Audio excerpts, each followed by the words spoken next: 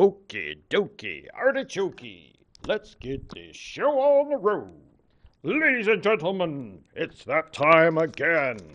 Time for your brilliant professor here at Sisseton, Wahpeton College Native American Literature for Tuesday, April 1st, 2025. Even though it's actually Thursday, but never mind. Let's get started, shall we? The man himself, the brilliant professor, Victor Singo. Yay! Right on, right on, right on. Welcome, welcome, welcome, one and all. My beloved students here at Sisseton Wahpeton College in downtown Agency Village, South Dakota. We have some stuff to talk about. First things first, never mind roll call. Well, let me see, who do we have happening here? This course participants, let's see if we still have all the same people. Gimme! Sharon Abeta, 贝雪玲 Shana Cook, Shushan Mei, Durain Dubois, Du Reibo, Christina German, Da Li Ling, Ma Piatoin Gill, that is Jima. I forgot her Chinese name. Gabrielle Nielen, Nie Jiahui, Katie Robbins, Ruo, Ran Kaiting or Ran Kaiting, I think that's it. And Victor Singing Eagle, Wei Xiying, that's me. Now, back to the subject at hand. Email announcements. Let's see if we can get this done quick, shall we? Well, something was supposed to happen. This just came through. What is it? Oh, right, the Seeds of Sovereignty. They rescheduled it to the 11th. They never put the day of the week. What is the 11th? The 11th! Ah, gimme! It's not going to cooperate, is it? Show me! There we go. That's a Friday. Okay. Friday the 11th is the food sovereignty thing, and suddenly the thing is not working. Go away. I don't want this. Go away. Stop showing it. Thank you. No, it's not going away. Never mind. We're going to stay focused on this anyway. Let's go back to this. Never mind. I just have to use the mouse because I'm starting to panic. I hate when I do that. And I hate when the stupid Apple crap or not Apple. What is this? Look at it's crashing. Settings, go away. Thank you. There, now we're going to talk also about other important announcements. Tribal College Journal. There's some more job stuff up there. Check your emails. What else do I need to tell you? No, that's for me. There was something having to do with this. Something's happening with in the town. Check your email. Takoja View. Something about all the cool stuff that's happening here on the res. Again, check your email because there's even a calendar. Ooh, isn't that awesome?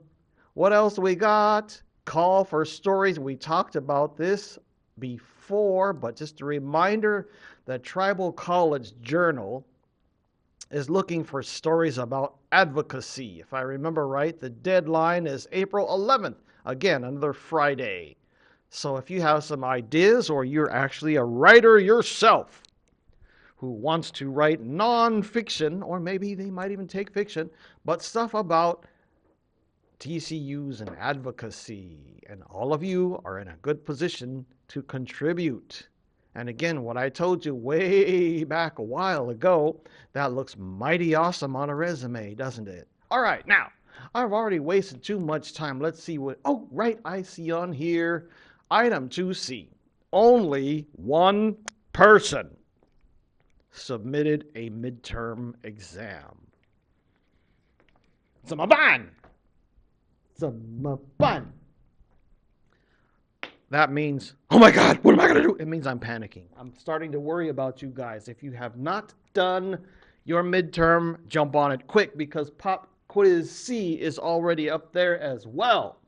And please, I put on here, stop with the lazy answers in the essay sections. I keep getting people giving me one word or one sentence answers, and it's an essay section, and each each essay is worth like, I don't know, 20 to 30 points. I can't remember right now because I'm tired. I don't know why I'm tired. We had 2 snow days. If you look outside, you can see it's piled up really high. Should I show you? No, we don't have time because I got to get busy. You guys already know what it looks like. Now, we're going to talk also about some lessons. Wait, before I do that, I'm going to show you Pop Quiz C. Let's go back to English 210. Gimme, gimme, gimme. And I'm going to scroll and keep on scrolling. No, I didn't ask you to make it bigger. Never mind, I got to use the stupid mouse because this thing is not working. I hate it when it does that. Shrink it down. Let's see. Control minus. There, that's better. I don't know why it's still doing that, but I want to, let's hit refresh. No, this is good. Way down, way down, way down. Pop Quiz C is right there. I'm going to hit the refresh button anyway. Maybe it'll make it smaller. Nope. But Pop Quiz C is here where it says Pop Quiz C, Spring 2025. Ta-da! So make sure you get on that because it's open already. Now, since I'm messing around, I already wasted 6 whole freaking minutes. I might as well show you what's going on outside for history's sake. As you can see, it's been snowing, which is why we've had our snow days. 2 days off. Isn't that lovely? All right, enough of that. I'm going to draw your attention to our text, which is actually the lesson plan itself. So, without any further ado, let's pull it up. Now, we're going to look at our textbook, which is Why Indigenous Literatures Matter. I do not remember the page because, like a bonehead, I forgot to bring my book. However, it's all in my brilliant memory. So let's talk about it, shall we? Yes, indeed. One of the things that I must mention about this is that Daniel Heath Justice, our beloved author of this textbook, is telling us that we got to focus on this idea. Native American literature in general, First Nations or Aboriginal literatures, it's not just fiction and poetry and cute, lovely stuff. That's his main argument in that whole section. I believe he calls it How to Be Good Ancestors or something like that, right? Yes, you remember. He says, now we're not just going to focus on beautiful poetry and beautiful writing, but we also need to focus on the nonfiction, the essayists and memoirs and all of that wonderful stuff. One of them that he mentions, and I have to highlight as well, is Paula Gunn Allen, Laguna, the late Paula Gunn Allen, one of my heroes. I told you before that we used to stay up late at night talking about Star Trek because we were both Indian nerds, right? Yes. And we talked about how we liked Data and Worf, and we went to the old Star Trek and we talked about how Mr. Spock, he was more native than all the other, well, never mind. Let's stay focused on this. Some of the stuff that Paula Gunn Allen writes about is native feminism. And if you look at her book, The Sacred Hoop, Recovering the Feminine in American Indian Traditions, there's a whole bunch of really good things that she's written in here. I'm starting to slobber again. Doggone it. Hate I do that. Probably because I'm hungry. Actually, I'm trying to lose weight, so I shouldn't be eating. I should be exercising. And I forgot my glasses. I'm going to hold it out like an old man and read to you just a little bit. Bear with me. The main things that she focuses on, this idea that a lot of native traditions and native cultures, native tribes and native nations, there's a good deal of balance between the males and the females. masculine energy and feminine energy, or masculine spirituality and female feminine spirituality. Uh, there's a balance. There's no gender is better than the others. But she, as a woman, focuses on the native feminism. And she made me promise someday I was going to write a book that's called The Sacred Arrow, Reclaiming the Masculine in American Indian Traditions. I was supposed to do that, and she passed away. So she's going to up in heaven hollering at me right now to hurry up and finish the book. The other argument that she makes in her literature, her works, her essays, is that we are not savages just because we have been told, and the non-natives have looked at our work and said, oh, bunch of savages. Let me read. Literature is one facet of a culture. Oh, let me read that more carefully. Literature is one facet of a culture. The significance of literature can be best understood in terms of the culture from which it springs.